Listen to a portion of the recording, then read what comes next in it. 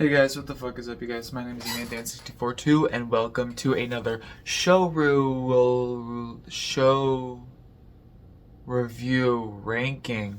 This time I'm going to be reviewing and ranking the 5 seasons of The Wire. This is one of the greatest and most important television shows of all time. Its themes and messages are still extremely important to today's society, to social issues that we're having today. It's a show that has stood the test of time and will be important and relevant for years to come. This season is the odd one out in The Wire. It's another great season, but season 2 follows very different people. Instead of Avon or Marlo, we follow Frank, Nick, and Ziggy Sobotka, 3 workers on a union dock who are accomplices to illegal smuggling of products and people. The season is still very important to the overall story, but Avon and Stringer and all of them take a backseat.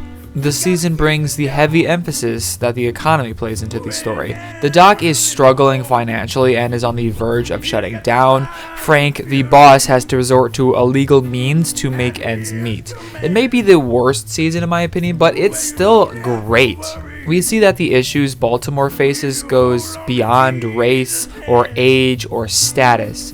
The whole Sobotka case is started because of petty revenge from Valchek.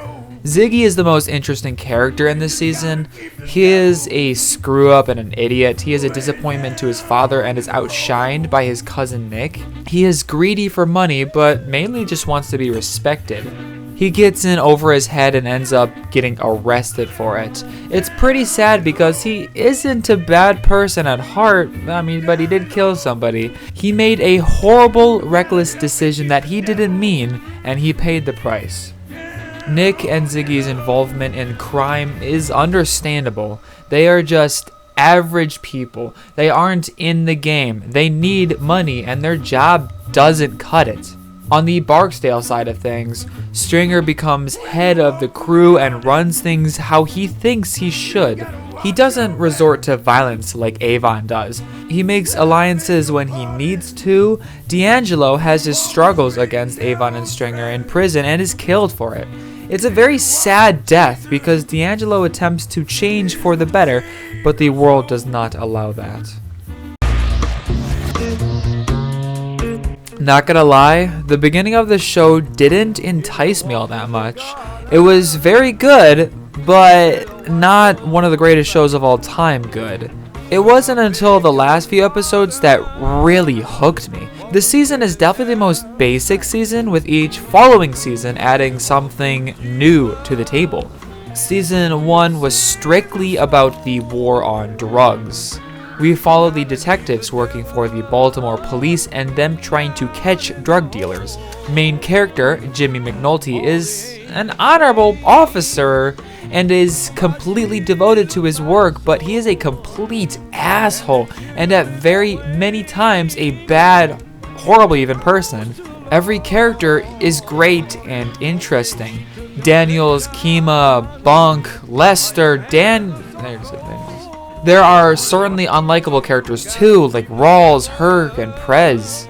The interesting thing about The Wire is there is no easy right and wrong. There are bad people in the police force and good people who are drug dealers. The main right and wrong dilemma that The Wire is about is individuals versus organizations and establishments. Most of the show we follow these same detectives, but the opposite side changes quite a bit. This season we follow Avon Barksdale and his crew. One of my favorite characters in the series is Stringer Bell. He is a businessman at heart, but got involved with the game.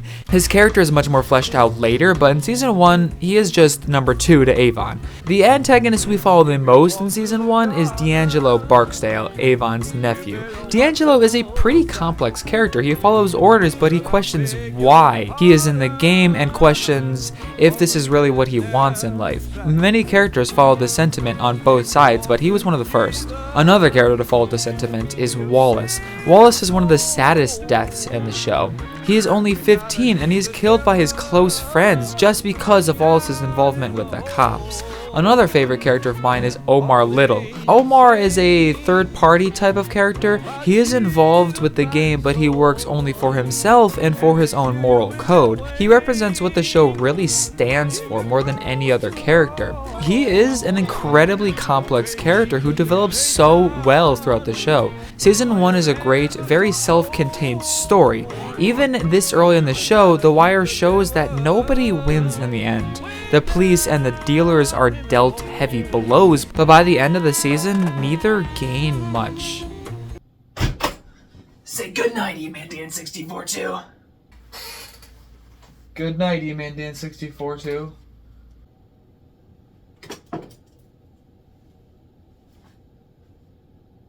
Hey, wait. Who are you? I'm the one who will kill you. Hey, you killed Steven Bomb, didn't you?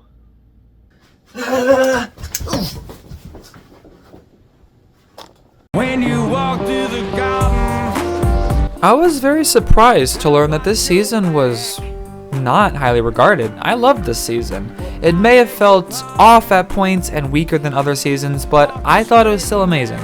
The final layer added to this show is the media and the press. This theme does feel the least interesting. Jimmy returns this season and is a wreck. He is frustrated with the lack of funding from the government for the Marlowe case. Jimmy starts tampering with crime scenes and creates a false homeless killer. It's an extremely stressful season. Jimmy has never been a righteous person, so this isn't out of left field, but we lose a lot more respect for him in the process. The struggles of the newspaper in this season has double meaning. It represents the show's struggles for rating and struggle to not get canceled. The media and newspapers prefer easier to consume shows than something like The Wire that has much deeper meaning.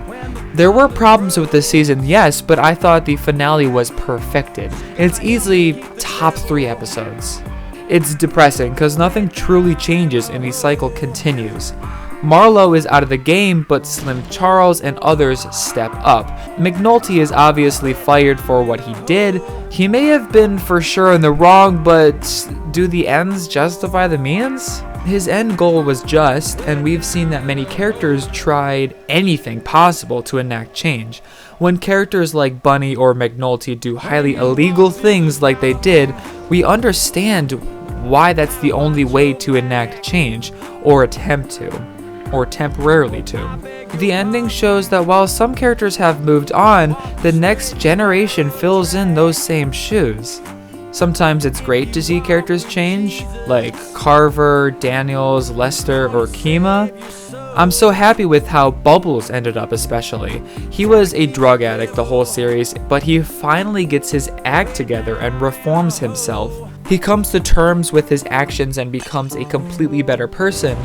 Sometimes it's sad to see how characters end up, like Michael becoming the next Omar, or especially Dookie, who was a promising kid in season 4 but gets addicted to drugs and becomes the next Bubbles by the end. The ending to The Wire was excellent. It's happy in some ways, but depressing in many others. It shows the repetitiveness of the world and that these problems are much bigger than any one person or even group.